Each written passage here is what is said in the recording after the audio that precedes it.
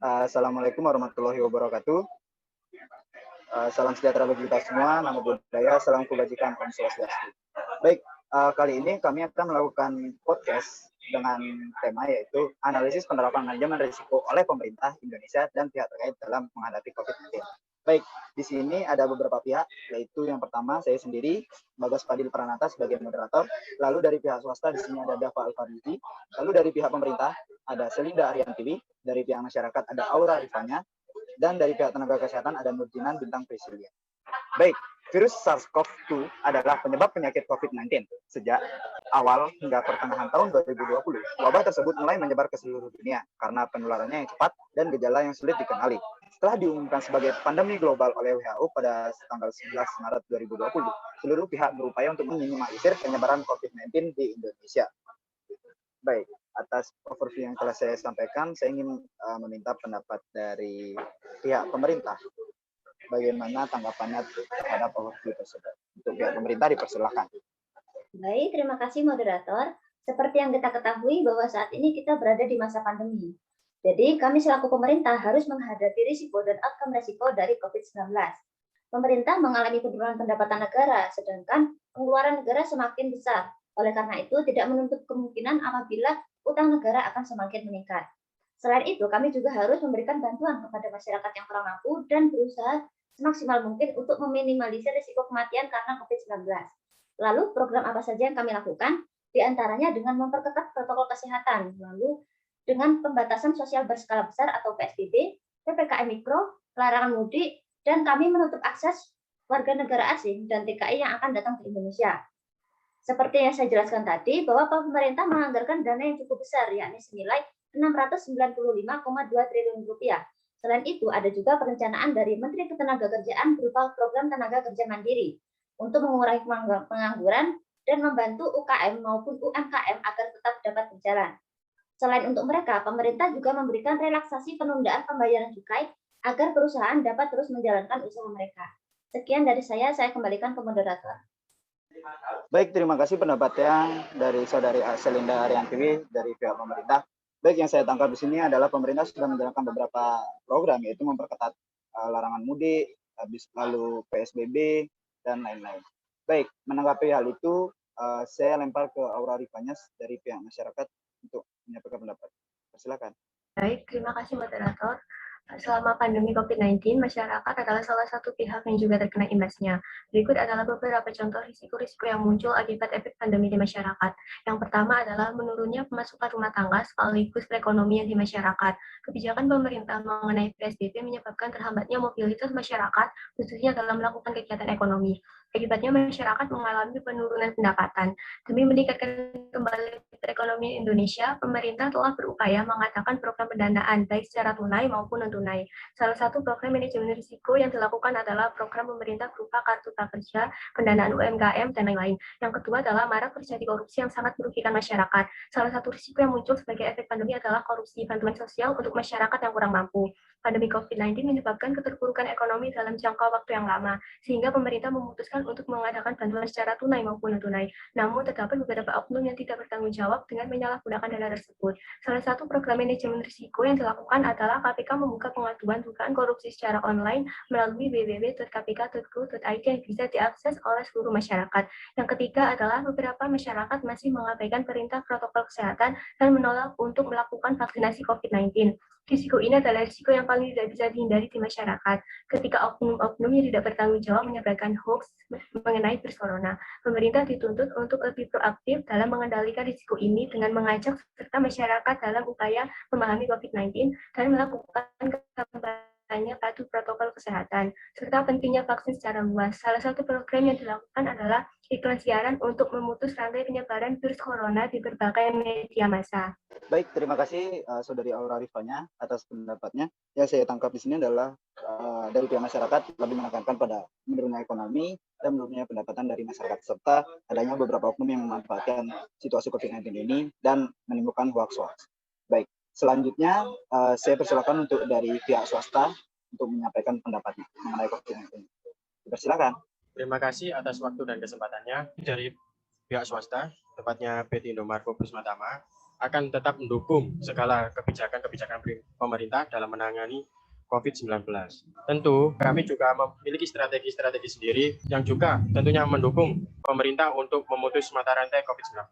Manajemen risiko yang kami laksanakan bertujuan untuk mencegah pemaparan COVID-19 dan beberapa risiko spekulatif maupun risiko murni yang mungkin saja dapat terjadi. Pertama, dari PT Indomarko akan mentaati peraturan pemerintah, yaitu penggunaan protokol kesehatan secara ketat, menerapkan jaga jarak, serta kami memasang plastik di kasir untuk mencegah penyebaran COVID-19 serta memberi rasa aman dan nyaman bagi konsumen.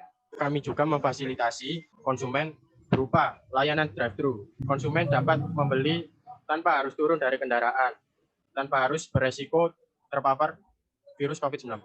Dan juga ditambah lagi, bagi konsumen yang tidak ingin keluar rumah dapat menggunakan aplikasi online yaitu Klik Indomaret.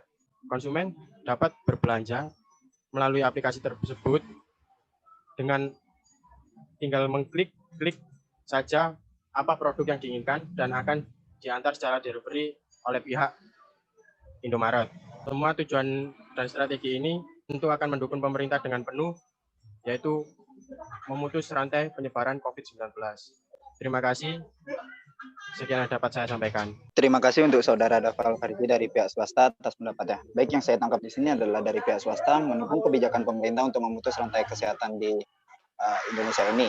Salah satunya dengan melaksanakan layanan drive-thru untuk tidak sedikit interaksi di Indomarko. Baik, selanjutnya untuk tenaga kesehatan, pendapat waktu yang tepat saya persilakan. Ya baik, jadi dampak COVID-19 bagi dunia kesehatan bisa dibilang dominan gitu ya dari yang lain, karena kami kan berhubungan langsung gitu dengan virus tersebut.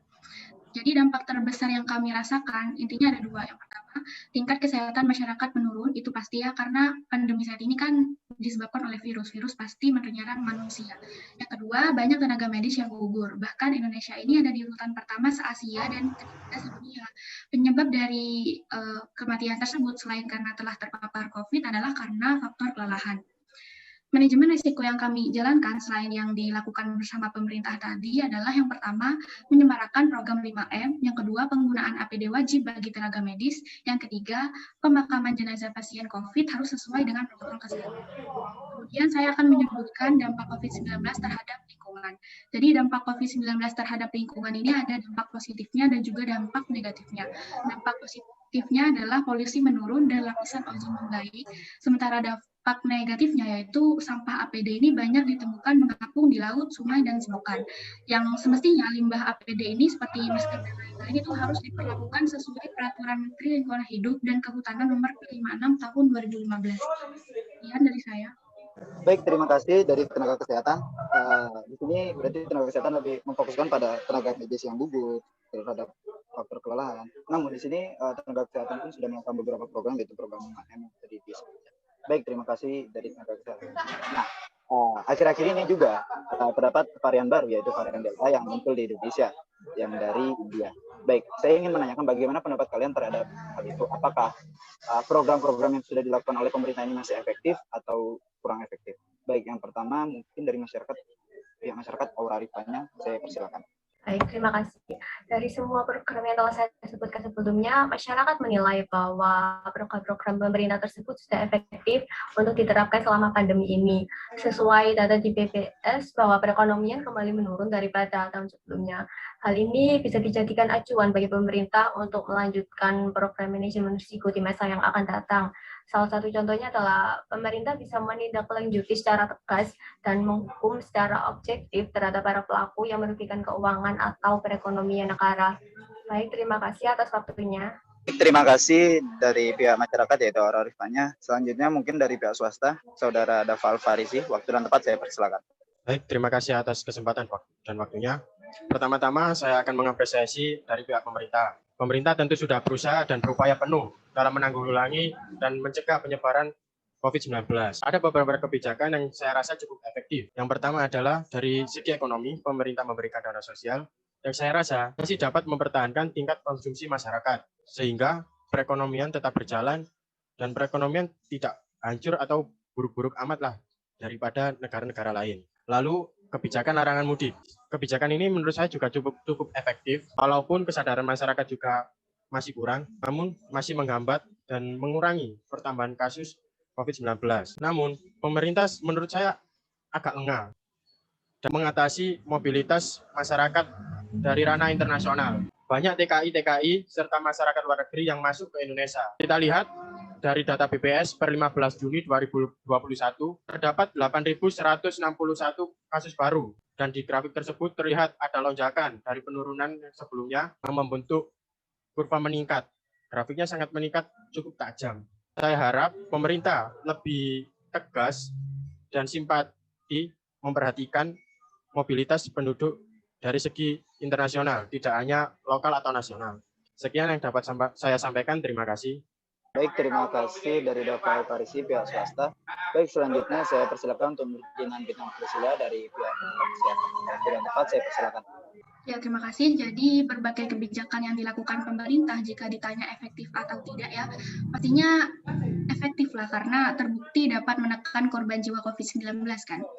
Tapi dalam kenyataannya ya pemerintah belum bisa gitu bereaksi maksimal, ditambah masyarakatnya yang sering abai gitu ya menjalankan kebijakan tersebut.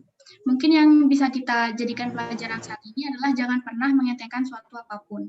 Hal ini terjadi di Indonesia kan saat pertama kali mendengar adanya COVID-19 di Wuhan, Cina gitu.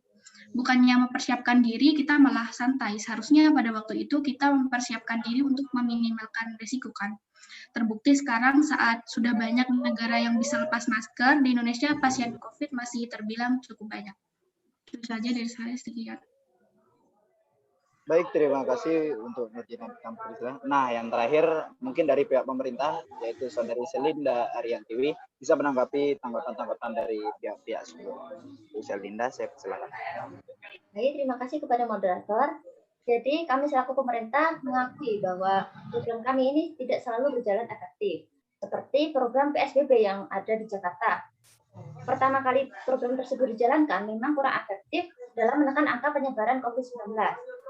Kemudian kami menerapkan PSBB transisi yang justru terjadi lonjakan kasus positif COVID-19 melebihi 1.000 kasus per hari di Jakarta. Akhirnya kami menerapkan PSBB total dan di tahap ini ternyata berhasil. Dari sini kami dapat melihat bahwa kami seharusnya lebih tegas dalam memberikan sanksi terhadap para pelanggar. Kemudian kami juga telah mengeluarkan banyak dana untuk membantu masyarakat dan dalam penanganan pasien COVID-19. Sayangnya kedua bantuan ini justru disalahgunakan, seperti disalahgunakan oleh Menteri Sosial dan yang ada di Papua. Dari dua kasus tersebut dapat kami simpulkan bahwa kami seharusnya lebih memperhatikan penyaluran dana bantuan agar tidak disalahgunakan dan dapat tepat sasaran. Kemudian mengenai larangan mudik ini kami rasa cukup efektif.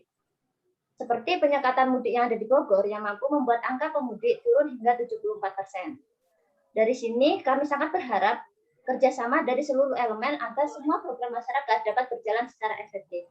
Sekian dari saya kembalikan ke moderator.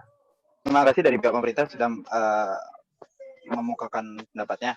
Baik, kesimpulan yang saya dapat dari podcast hari ini adalah bahwa program-program yang telah dijalankan oleh pemerintah ini sudah efektif. Namun harus ada beberapa catatan bagi pemerintah karena penerapannya masih kurang. Yaitu solusi yang pertama adalah harus ada keterbukaan informasi yang sebenar-benarnya dari pemerintah kepada masyarakat. Yang kedua, pemerintah, masyarakat, serta pihak-pihak terkait harus saling bersinergi agar program yang akan dijalankan pemerintah atau yang sudah dijalankan pemerintah dapat berjalan dengan yang diharapkan. Yang ketiga, pemerintah harus memastikan untuk memenuhi kebutuhan hidup masyarakat, khususnya masyarakat yang ekonomi ke bawah, agar terjaminnya hak masyarakat. Yang keempat, pemerintah juga harus melakukan program-program untuk mendukung jalannya roda ekonomi di Indonesia dengan memperhatikan UMKM maupun usaha-usaha yang ada di sekitar. Yang kelima, pemerintah harus lebih membatasi orang-orang yang akan masuk ke Indonesia dengan ketat agar virus COVID-19 varian baru yaitu varian Delta tidak sampai banyak menular di Indonesia.